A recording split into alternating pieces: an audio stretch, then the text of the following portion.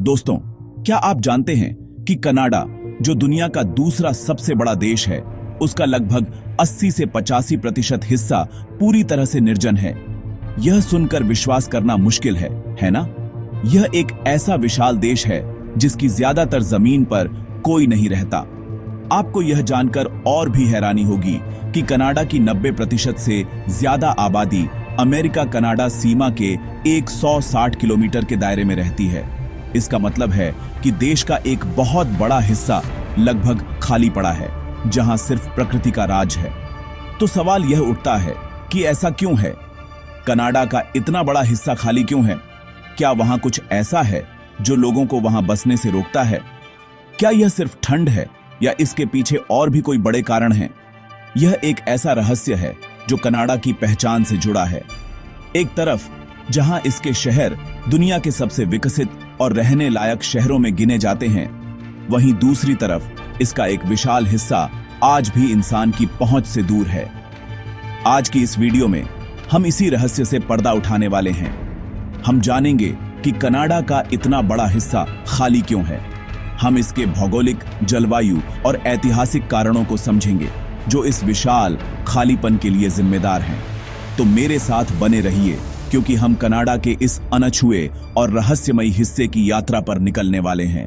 यह एक अविश्वसनीय सफर होने वाला है। सबसे पहला और सबसे बड़ा कारण है यहां की जानलेवा ठंड। कनाडा का उत्तरी हिस्सा, जो देश का एक बहुत बड़ा भूभाग है, आर्कटिक सर्कल के अंदर आता है। इसका मतलब है कि यहां की जलवायु बेहद कठोर और बेरहम है। सर्दियों में यहां का तापमान -40 डिग्री सेल्सियस से भी नीचे चला जाता है और कई बार तो यह -50 डिग्री तक पहुंच जाता है। कल्पना कीजिए, इतनी ठंड में रहना कैसा होता होगा, जहां आपकी सांसें भी हवा में जम जाती हैं। इस अत्यधिक ठंड के कारण यहां जीवन जीना लगभग असंभव हो जाता है। यहां की जमीन साल के ज्यादातर समय बर्फ की मोटी चादर से ढकी रहती है, जिसे परमाफ्रोस्ट कहते हैं। यह जमीन स्थायी रूप से जमी हुई होती है, जिस पर घर बनाना, सड़कें बनाना या किसी भी तरह का निर्माण कार्य करना बेहद मुश्किल और महंगा होता है।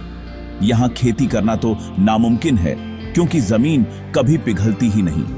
इस वजह से यहां खाने पीने की चीजें उगाना संभव नहीं है और सब कुछ बाहर से लाना पड़ता है, जो बहुत खर्चीला होता है। इसके अलावा आर्कटिक क्षेत्र में सूरज भी महीनों तक नहीं निकलता, जिसे पोलर नाइट्स कहते हैं। सोचिए, महीनों तक अंधेरे में रहना मानसिक और शारीरिक रूप से कितना चुनौतीपूर्ण हो सकता है। यह न केवल लोगों के स्वास्थ्य पर बुरा असर डालता है, बल्कि काम करने और सामान्य जीवन जीने में भी भारी मुश्किलें पैदा करता है। इन कठोर जलवायु परिस्थितियों के कारण बहुत कम लोग ही यहाँ स्थायी रूप से रहने का साहस कर पाते हैं।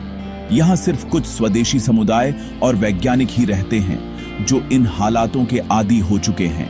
इसलिए जब हम कनाडा के खालीपन की बात करते हैं, तो हमें यह समझना होगा कि यह कोई विकल्प नहीं, बल्कि एक मजबूरी है।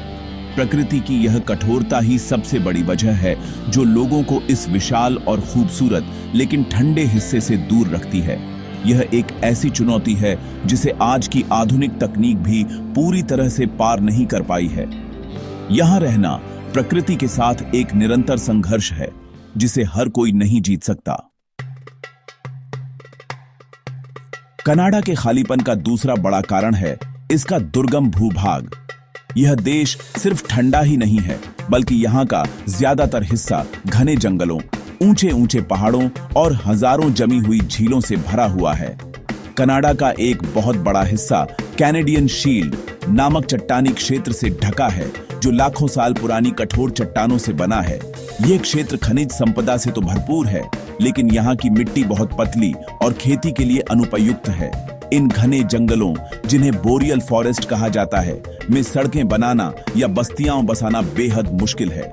ये जंगल इतने विशाल और घने हैं कि इनमें से रास्ता बनाना एक बहुत बड़ी चुनौती है। इसके अलावा पश्चिमी कनाडा में रॉकी माउंटेन्स जैसी विशाल पर्वत श्रृंखलाएं हैं, जो एक प्राकृतिक दीवार की तरह खड़ी है। इन पहाड़ों के कारण एक जगह से दूसरी जगह जाना बहुत कठिन हो जाता है और इंफ्रास्ट्रक्चर का विकास करना लगभग असंभव सा लगता है। कनाडा को झीलों का देश भी कहा जाता है। यहाँ दुनिया की सबसे ज्यादा झीलें हैं। गर्मियों में तो ये झीलें खूबसूरत लगती हैं, लेकिन सर्दियों में ये जम जाती हैं और खतरनाक हो जाती हैं। इन झीलों और नदियों के जाल ने भी बस्तियों के विस्तार को सीमित कर दिया है।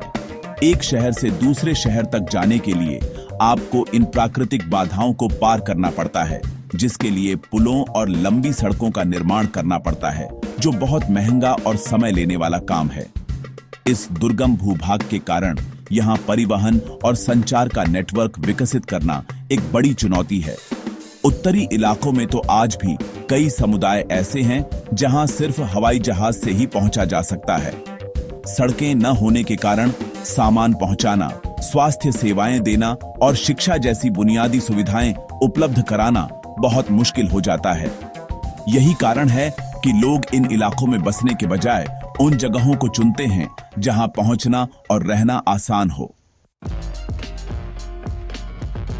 कनाडा के खालीपन का तीसरा और एक बहुत ही महत्वपूर्ण कारण है जनसंख्या का केंद्रीकरण।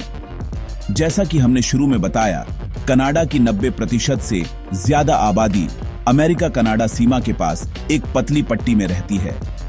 टोरंटो, मॉन्ट्रियल, वैंकूवर और कैलगरी जैसे बड़े शहर इसी क्षेत्र में स्थित हैं।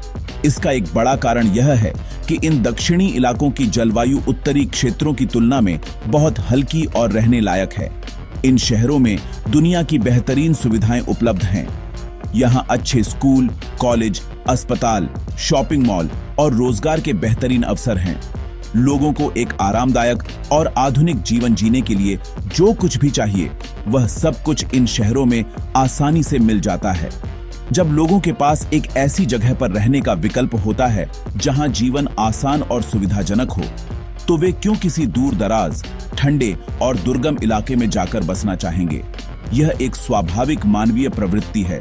ऐतिहासिक रूप से भी कनाडा का विकास दक्षिणी सीमा के साथ साथ ही हुआ है। जब यूरोपीय लोग यहाँ आकर बसे तो उन्होंने सबसे पहले उन जगहों को चुना जो पानी के स्रोतों के पास थीं और जहां खेती करना संभव था। समय के साथ ये बस्तियां बड़े शहरों में बदल गईं और देश की अर्थव्यवस्था का केंद्र बन गई।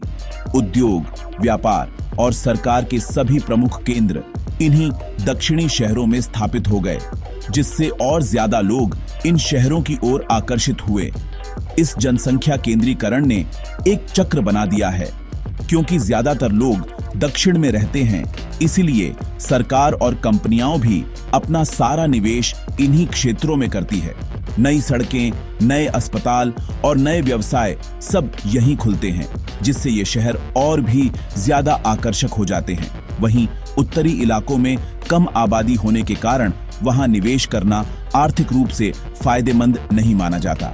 इस वजह से उत्तर और दक्षिण के बीच विकास का अंतर बढ़ता जाता है और खालीपन और भी ज्यादा स्थायी हो जाता है। तो दोस्तों, आज हमने देखा कि कनाडा का इतना बड़ा हिस्सा खाली क्यों है। यह सिर्फ ठंड की वजह से नहीं है, बल्कि यह कठोर जलवायु, दुर्गम भूभाग और जनसंख्या के एक छोटे से हिस्से में केंद्रित होने का मिला-जुला परिणाम है। यह अविश्वसनीय है कि कैसे एक देश इतना विशाल और इतना खाली एक ही समय में हो सकता है। यह हमें दिखाता है कि इंसान चाहे कितनी भी तरक्की कर ले, प्रकृति आज भी सबसे बड़ी ताकत है। मैं आप लोगों के लिए इस खाली जगह में एक घर बनाने की चुनौती भी दे सकता हूं, लेकिन शायद यह बहुत ज्यादा हो जाएगा। लेकिन एक सवाल है, क्या यह हमेशा ऐसा ही रहेगा? जलवायु परिवर्तन के साथ आर्कटिक धीरे धीरे गर्म हो रहा है। हो सकता है कि आने वाले 50 या 100 सालों में उत्तरी कनाडा में रहना और काम करना आज की तुलना में आसान हो जाए। शायद नई तकनीक हमें परमाफ्रोस्ट पर निर्माण करने और दुर्गम इलाकों में आसानी से पहुंचने में मदद करे। अगर ऐसा हुआ तो हम कनाडा के इस खाली हिस्से में अविश्वसनीय शहर बनते हुए देख सकते हैं। कल्पना कीजिए, हम वहां एक वीडियो बना सकते हैं जहां हम 100 लोगों को एक नया शहर बसाने की चुनौती दें। तो अगली बार जब आप कनाडा के बारे में सोचें, तो सिर्फ टोरंटो या वैंकूवर के बारे में मत सोचिएगा। उस विशाल, शांत और रहस्यमयी खालीपन के बारे में भी सोचिएगा, जो इस देश की असली पहचान का एक बड़ा हिस्सा है। अगर आपको यह वीडियो पसंद आया तो लाइक बटन को जरूर दबाएं और सब्सक्राइब करना न भूलें ताकि आप हमारी अगली अविश्वसनीय यात्रा का हिस्सा बन सकें। और कमेंट में मुझे बताएं, अगर आपको मौका मिले तो क्या आप कनाडा के इस खाली हिस्से में रहना चाहेंगे? मैं आपके जवाब पढ़ने के लिए उत्साहित हूं।